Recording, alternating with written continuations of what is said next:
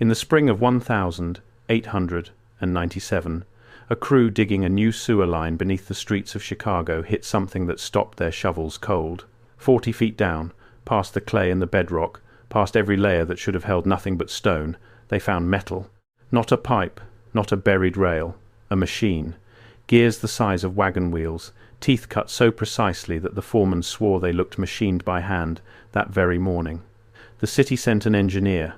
The engineer sent for another engineer. And then, according to the men who were there, the hole was filled back in, the paperwork vanished, and everyone was told to forget what they had seen. That was more than a century ago, and it was not the last time it happened.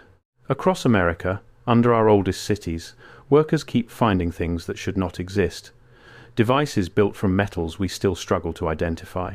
Mechanisms with no obvious purpose, powered by no obvious source, buried in ground that geologists swear has not been disturbed in thousands of years. I have to pause here for a second, because what I just described, that is one case from a much larger pattern.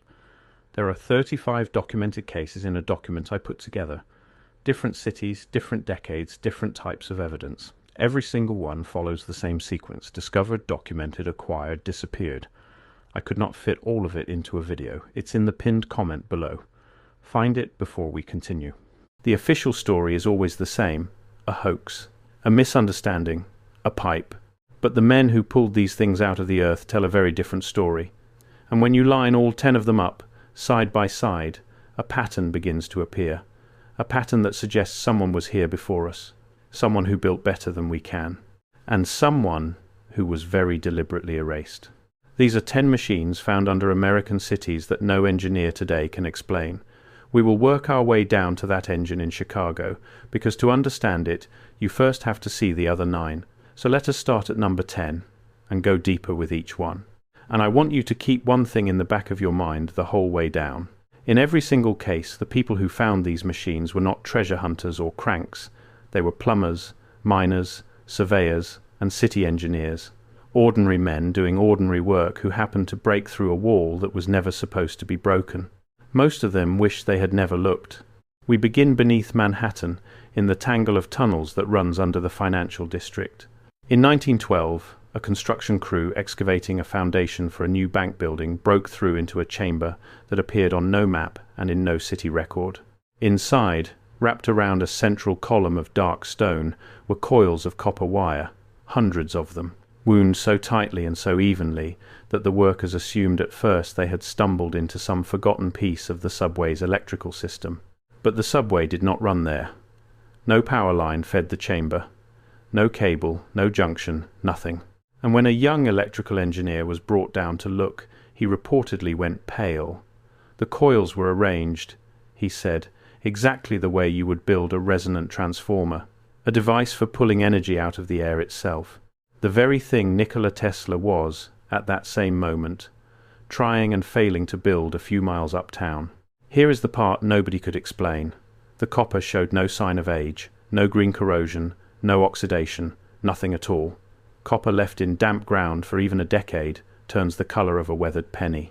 This copper, buried in wet Manhattan bedrock, looked like it had been wound the day before. The engineer asked how old the chamber was. The city surveyor checked the strata above it and refused to answer on the record. Off the record, he admitted the sediment suggested the chamber had been sealed for centuries, possibly far longer. And there was one more detail the letter recorded. At the base of the central column, half sunk into the stone floor, sat a smooth black sphere about the size of a man's head, and it was faintly warm. When one of the workers laid his palm against it, the coils above him were said to give off a low hum that lasted only a second, then went quiet, as if the machine had briefly stirred in its sleep. The engineer ordered every man out of the chamber that same hour. The bank was built. The chamber was poured over with concrete. And the only reason we know about it at all is a letter one of the workers wrote to his brother, describing the coils and the engineer's reaction, a letter that surfaced in an estate sale decades later. Officially, it never happened. But if it did, it means someone was harvesting wireless power under New York before the electric age had even begun. And whoever they were, they did it better than the man we credit with inventing it. Hold that thought, because it only gets stranger from here. Number 9 takes us to Rochester, New York, and down into the abandoned subway tunnels beneath the Genesee River. In the 1950s, when crews were sealing off the old aqueduct, one of them found a doorway that did not belong. Behind it, a small room. And in the room, mounted to the wall, a device made of interlocking brass plates and thin curved horns, all of them angled toward a shallow basin of water set into the floor. When the foreman's lamp got close, the water in the basin began to move. Not from a draught, it rippled in perfect concentric rings, as if something were humming beneath it, though the room was silent.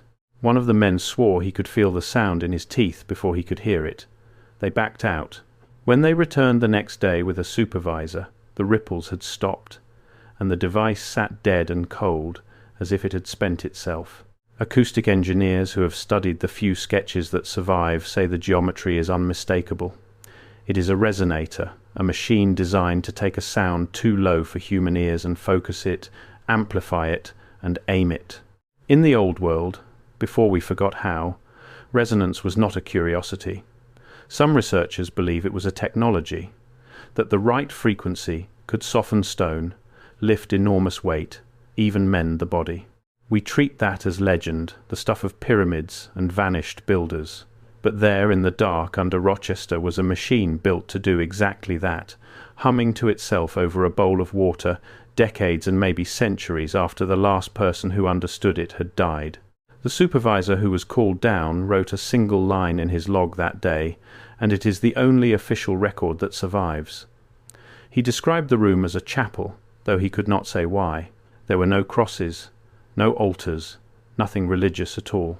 Just the brass horns, the still water, and a feeling that he had walked into a place built for something enormous to be listened to. The doorway was bricked over within the week. Number 8.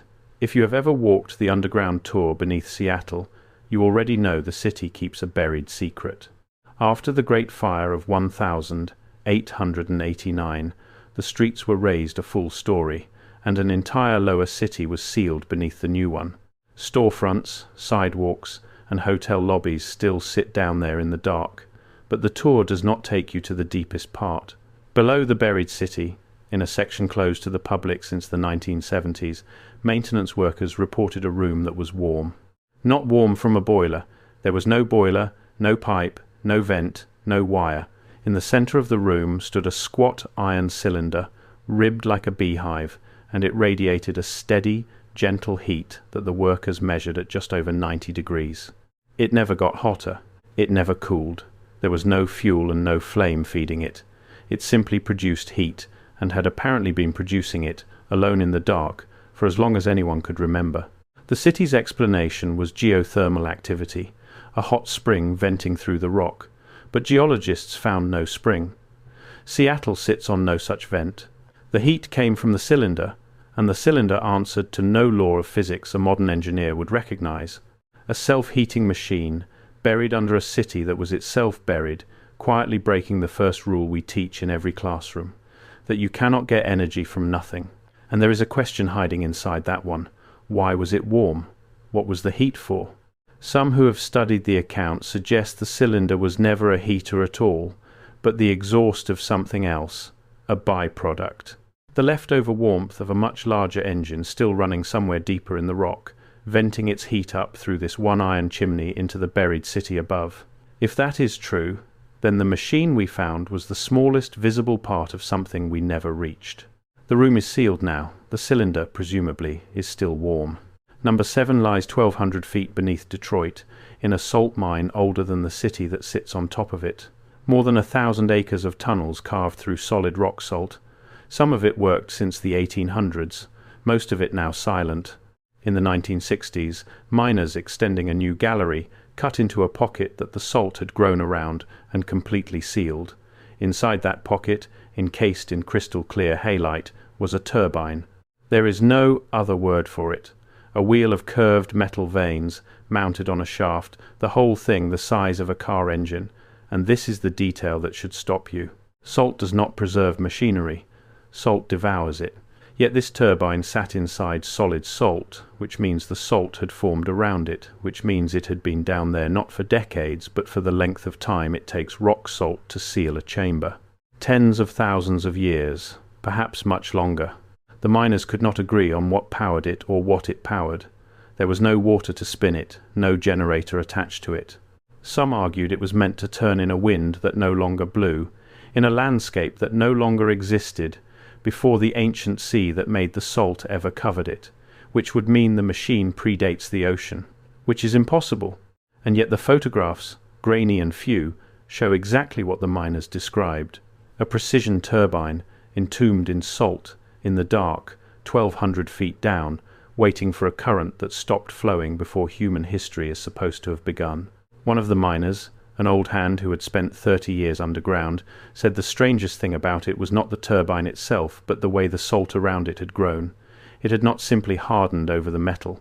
It had flowed toward it, layer by layer, the way water spirals toward a drain, as if the machine had been a still point that the whole mountain of salt slowly gathered around. They cut around it and left it where it lay.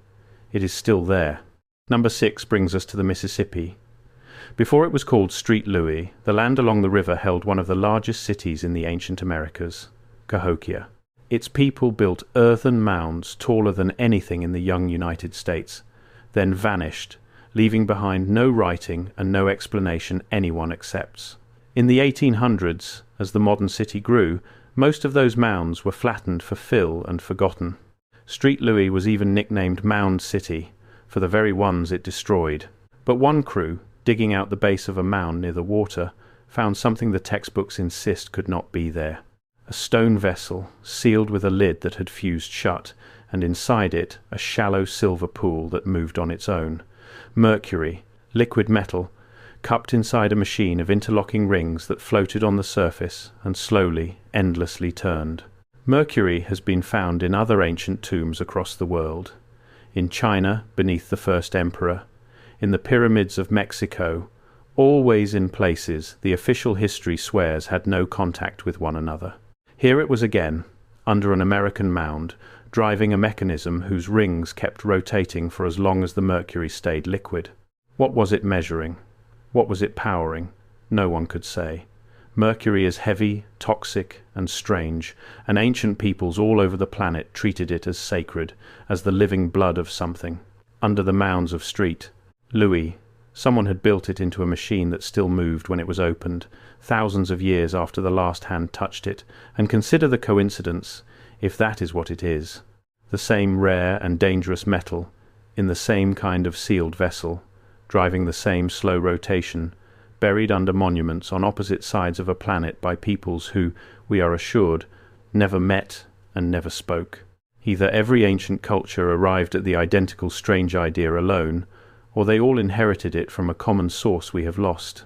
Then the vessel was crated up, sent east for study, and, like so much else in this story, never seen or heard of again.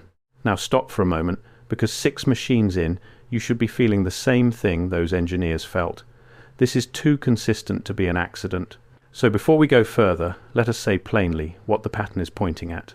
There is a theory, dismissed and mocked and buried, almost as thoroughly as these machines, that the history we were handed is not the real one, that before our world there was an older one, a single advanced civilization that spanned the globe, that built in a masonry we cannot copy, that harnessed energy from the air and the earth and the resonance of sound, and that raised the star forts and the grand domed buildings we now credit to modest men with hand tools.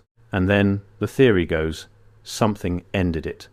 A flood of mud, a war, a reset, a catastrophe wiped from every book. The survivors were scattered, the record was rewritten, the ruins were flattened and built over, and a new story was told to children who would never know the difference. We call that older world by an old and half-forgotten name, Tartaria. You do not have to accept the name, but you do have to explain the machines. Because if that older world was real, then the ground under our cities is not empty. It is a graveyard of their technology, and every so often a shovel finds a piece of it. And notice what all 6 discoveries so far have in common, besides the machines themselves. In every case, the same thing happened afterward. Before I go further, that document in the pinned comment. If you have not found it yet, go there now, because everything I cover in these videos is one piece of a pattern that only becomes visible when you see all 35 cases. together. The document shows you the full pattern. What I can show you here is the surface. What is down there is everything underneath it. Pinned comment, now, then come back. The find was inspected by someone in authority. The workers were told to keep quiet. The site was sealed, filled, poured over, or quietly rerouted around. No museum ever displayed these objects, and no university ever published them. They surfaced for a single afternoon, terrified the handful of men who saw them, and then slid back into silence. That is not how a hoax behaves. A hoax wants an audience. This is how a secret behaves. Somebody, across a century and a dozen cities, made the same decision every time. Cover it, forget it, move on. Keep that in mind, because the last four are the hardest of all to explain away, and the last two are the ones they buried deepest. Number 5 sits beneath New Orleans, a city that should not exist. New Orleans lies below sea level, kept dry only by a vast system of pumps holding back the water every hour of every day. Everyone knows the modern ones, the great screw pumps that still guard the streets. Far fewer know what was found beneath the old waterworks when a section collapsed during repairs in the 1920s. Below the machinery the city had built, resting in a chamber that plainly predated it, was another pump. Older, stranger, still wet. The workers called it the heart, because that is what it looked like and that is what it did. A rounded chamber of dark bronze, with valves that opened and closed in a slow, steady rhythm, pushing water through channels carved into the bedrock. Nothing drove it. No steam, no electricity, no crank, no hand. It simply beat, on its own, moving water out of the ground the way it had presumably been doing since long before the French laid the first street above it. Think about what that means. The land here wants to be a swamp. It wants to sink back under the delta and drown everything on it. Something has to keep the water moving, or the whole city is lost. And under the pumps we are so proud of sat an older machine already doing the job, quietly, tirelessly, keeping the ground dry for a city that had not yet been built. As if whoever came before knew this land would one day need draining. As if they had drained it once already, for a city that is now gone without a trace. And here is the detail that haunts the men who saw it. The rhythm of the pump was slow and even, about the pace of a resting human heartbeat, and it never changed. It did not speed up when the water rose, or slow when it fell. It simply kept its steady time, the way something keeps time only when it expects to run for a very long while. The chamber flooded again during the repairs, and was never fully reopened. The heart, as far as anyone knows, is still beating down there in the dark. Number 4 returns us to San Francisco, a city that has burned and fallen more than once. The earthquake and fire of 1906 leveled it so completely that entire districts were rebuilt from nothing, directly on top of the rubble of what came before. And that rubble, historians quietly admit, was never fully cleared. They simply graded it flat and built again. Which is why, in the 1930s, when crews were sinking foundations for a new building in the financial district, they cut into something the fire had buried but not destroyed. A lattice, a three-dimensional framework of thin metal rods, joined at the corners by clear crystalline nodes, filling an entire underground chamber like the inside of a honeycomb turned to glass and steel. When workers touched the rods, the crystals at the joints were said to glow, faintly, with a light that had no source. Cut a single rod, and the glow travelled through the whole lattice like a nerve firing, then slowly faded to dark. Engineers who saw it could not tell you what it was for. It stored nothing they could measure. It powered nothing they could find. But it responded. It reacted to touch, to sound, to the warmth of a hand, like something halfway between a machine and a living thing. Some who study these accounts believe the lattice was not a device at all, but a component, a single organ torn from a much larger body. A piece of the nervous system of a building, or a city, that no longer stands. One old machinist who was there put it in a way none of the engineers could improve on. He said it did not feel like they had dug up a machine, it felt like they had dug up a wound, like they had cut into something that was still alive and did not want to be seen. The framework was too fragile to move, so they poured the foundation around it, sealing it inside the bones of the new city, where it presumably still glows in the dark whenever the ground shifts beneath the streets. Number 3 takes us high into the Rockies, beneath the streets of Denver, to a vault that appears on no blueprint. It was found in the 1970s during work on the city's utility tunnels. A chamber of fitted stone so precise that a knife blade will not slip between the blocks. The same masonry, researchers point out, that shows up in the oldest walls in Peru, in Egypt, in the star forts scattered across every continent on Earth. The kind of stonework we cannot reproduce today, even with diamond saws and laser levels. And here it was, sealed and forgotten under the mile-high city. Inside the vault stood a machine the workers called the regulator, a tall column of stacked brass discs, each one etched with fine markings, each one turning independently, slowly, at a different speed, like the gears of a clock the size of a room. But it was not counting hours. When engineers charted the speeds, the discs seemed to be tracking something far larger, cycles that took years to complete. Some who studied the notes believe it was measuring the movement of the stars, or the slow wobble of the Earth itself, a mechanism keeping time not for a day or a year, but for an entire age. There is a word for machines like that, Antikythera, the ancient Greek computer of bronze gears, pulled from a shipwreck that no serious person believed could exist until it was held in human hands. The regulator under Denver, if the accounts are true, was that same idea built to a scale we have never come close to matching, tracking the heavens from inside a mountain in perfect stonework, long after the civilization that needed to know such things had crumbled to dust. And think about what it means to build a clock like that.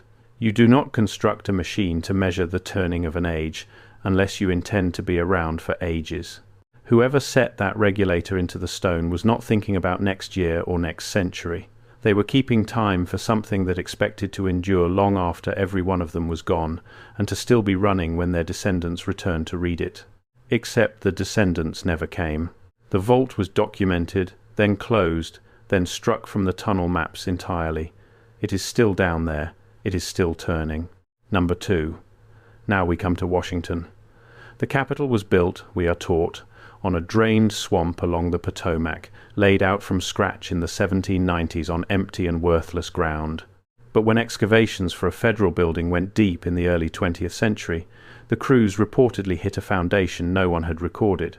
Stone laid in the same impossible masonry seen under Denver, sunk far below the level where the swamp should have started, level and true, as if it had once been the base of something enormous. And built into that foundation, at the very centre, was a mechanism, a great disc of dark metal, set flush with the stone, ringed by smaller wheels and rods, the whole assembly clean and unmarked and cold to the eye. But when they cleared the mud away, the disc was warm to the touch, and the smaller wheels were turning, driven by nothing at all.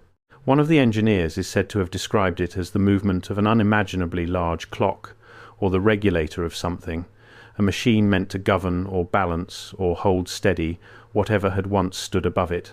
Think about where this was found. Under the capital of the nation. Underground, we are told, was empty marsh until we drained it and named it ourselves. If a machine like that lies beneath Washington, then the official history of this land does not merely have a gap in it. It has a lie at the centre of it. Someone built here before us. In stone we cannot match. Running machines we cannot explain, and every record of them was wiped so cleanly that we grew up believing the swamp was empty. And ask yourself why, of all the discoveries in this list, this one had to be handled the most carefully. A machine under Seattle can be sealed and forgotten because Seattle is just a city. A machine under Washington is different. Washington is the story the whole country tells about itself. It is the proof that we started fresh, that we built this from nothing, that the founders drew their capital on empty ground and raised it by their own hands. A warm, turning machine beneath that ground does not just embarrass a museum, it unravels the entire founding myth. So of course it was buried again, faster and quieter than any of the others. The excavation, according to the accounts, was quietly rerouted around it. The foundation was left undisturbed and sealed beneath the new building. It is, they say, still there, still warm, still turning under the city that insists it was first. Which brings us, at last, back to Chicago. Back to that sewer crew in 1897, 40 feet down, staring at gears the size of wagon wheels. Now that you have seen the other 9, look at that discovery again, because it may be the key that unlocks all of them. The engineers who were quietly brought in did not just find gears. According to the fullest account that survives, the gears were part of an engine. A vast bronze machine that filled a chamber the size of a cathedral and ran the length of a city block beneath the streets. And it was intact, not rusted, not collapsed, not fossilized into the rock. The metal was warm. The gears, once the men cleared the debris away, began to turn, slowly, as if the machine had merely been sleeping and their lamps had woken it. Whatever powered it had never once stopped. The bronze, when a sample was finally tested, did not match any alloy on record.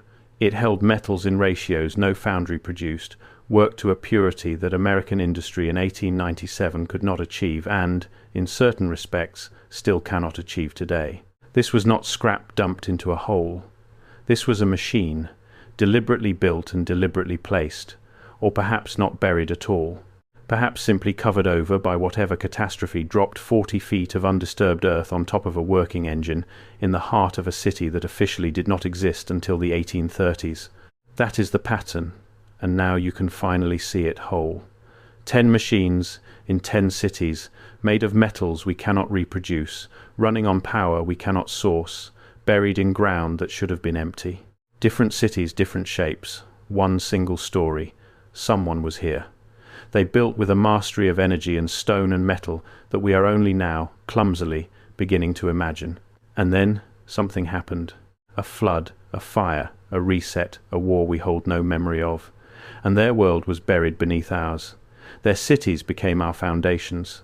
Their machines became our anomalies, dug up by accident, explained away in an afternoon, and covered back over before too many people could ask the obvious question. And here is the thought that should keep you up tonight. If the engine under Chicago was still turning in 1897, warm to the touch, waking at the light of a lamp, then it had been running, untended, for however many centuries that undisturbed earth took to settle over it. Our machines need us. They need fuel, maintenance, a hand on the switch, or they die within days. This one had outlived its makers, outlived their entire world, and was still faithfully turning in the dark when a group of confused sewer workers stumbled onto it by accident. Whatever they knew about energy, we do not know it. We are not the advanced ones in this story. We are the ones who came after, digging up the tools of our betters and telling ourselves they must be some kind of mistake. The men who filled in that hole in Chicago were told to forget what they saw. So were the men in New York, in Seattle, in Detroit, in Washington. But letters survive. Sketches survive. Grandfathers talk in their last years, and their grandchildren write it down. And the machines, most of them, are still down there right now, in the dark, under your feet, warm and slowly turning, waiting in the ruins of a world we were never told existed. So the next time you walk through an old American city, past the star fort guarding its harbor, under the domes and the arches that nobody living knows how to build, remember what lies beneath you. Not just pipes and cables and the bones of the recent dead, but older ground, older stone, and here and there, in sealed chambers we pretend we never found, machines that were running long before we arrived and are running still. History, as we were handed it, is a very short and a very convenient story. It begins the moment the record keepers say it begins, and it leaves out everything that does not fit. But the earth keeps its own record, and every so often a shovel strikes it, a turbine in the salt, a heart in the flood, a regulator turning inside a mountain, an engine under Chicago that no one alive can explain. You can call it coincidence. You can call it hoax and misunderstanding and buried pipe, the way the official story always does. Or you can look at all 10 of them together and admit that the pattern is too clean, the silence too deliberate, and the machines far too real to keep waving away. Someone built this land before us. Someone far more capable than the story we were given ever allows. The only question left is not whether they were here. The machines have already answered that. The real question is, who decided we should never find out, and what else they buried in the dark to keep the secret safe?